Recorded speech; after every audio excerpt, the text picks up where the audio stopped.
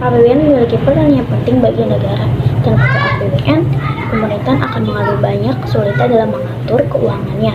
Adapun fungsi APBN adalah untuk mengatur pendapatan dan pengeluaran negara dalam hal pembiayaan dan pelaksanaan berbagai aktivitas pemerintah, mulai dari pembangunan, pencapaian ekonomi, meningkatkan pendapatan nasional, stabilitas perekonomian, serta menentukan arah dan prioritas pembangunan secara menyeluruh. Fungsi APBN dijelaskan dalam Undang-Undang Nomor 17 Pasal 3 Ayat 4 Tahun 2003 tentang Keuangan Negara. Adapun fungsi-fungsi tersebut sebagai berikut. 1.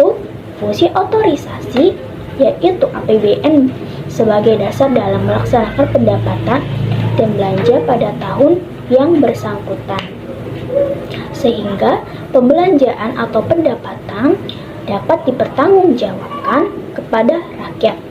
2. Fungsi perencanaan, yaitu APBN dijadikan sebagai acuan atau pedoman untuk merencanakan berbagai kegiatannya pada tahun yang sedang berjalan. 3. Fungsi pengawasan, yaitu APBN digunakan sebagai pedoman untuk kegiatan penyelenggaraan pemerintahan negara sesuai dengan ketentuan menilai yang telah ditetapkan. 4. Fungsi alokasi, yaitu APBN harus diserahkan untuk mengurangi pengangguran dan pemborosan sumber daya, serta meningkatkan efisiensi dan efektivitas perekonomian. 5. Fungsi distribusi, yaitu APBN harus digunakan untuk mendistribusikan atau membagi dana dari pendapatan nasional ke berbagai sektor. Kita masuk ke jenis-jenis pajak. Jenis-jenis pajak. Setiap warga negara wajib membayar pajak kepada negara. Negara memungut pajak dari rakyat memiliki tujuan tertentu. Terdapat berbagai jenis pajak yang diperlukan pemerintah. Adapun menurut Siti Resmi 2009, pajak dapat dikelompokkan sebagai berikut. 1. Berdasarkan lembaga pemungutannya. 1. Pajak negara atau pajak pusat adalah pajak yang wewenang pemungutannya dilakukan oleh pemerintah pusat melalui Direktorat Jenderal Pajak dan Kantor Pelayanan Pajak di bawah Kementerian Keuangan.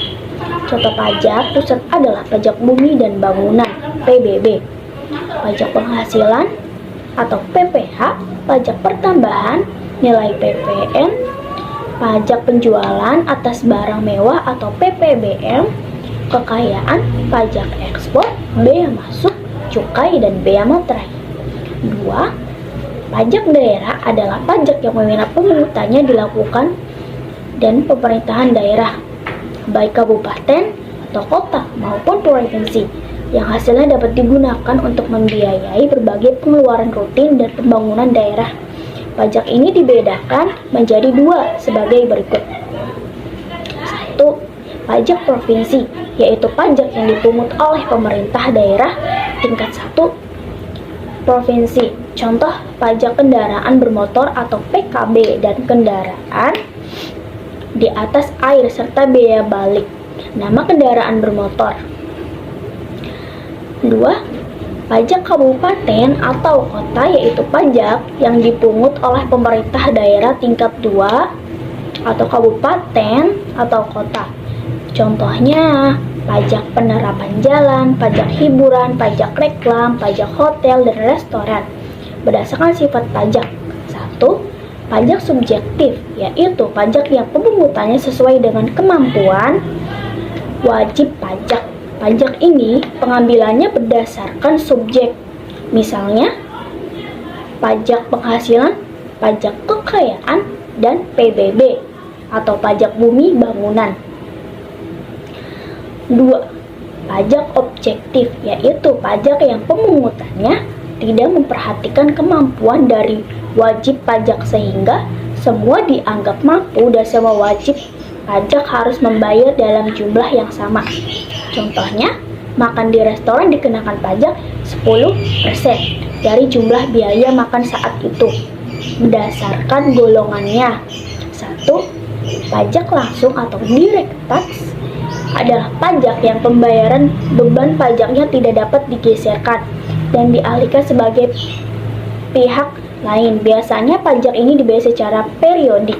Contoh pajak langsung antara lain pajak kendaraan bermotor atau PKB, pajak penghasilan atau PPH, serta pajak bumi dan bangunan atau PBB. 2. Pajak tidak langsung atau direct tax, yaitu pajak yang pembayarannya dapat dilimpah atau dialihkan kepada pihak lain. Contohnya bea materai, pajak pertambahan nilai atau PPN, pajak penjualan barang mewah atau PPNBM, dan cukai.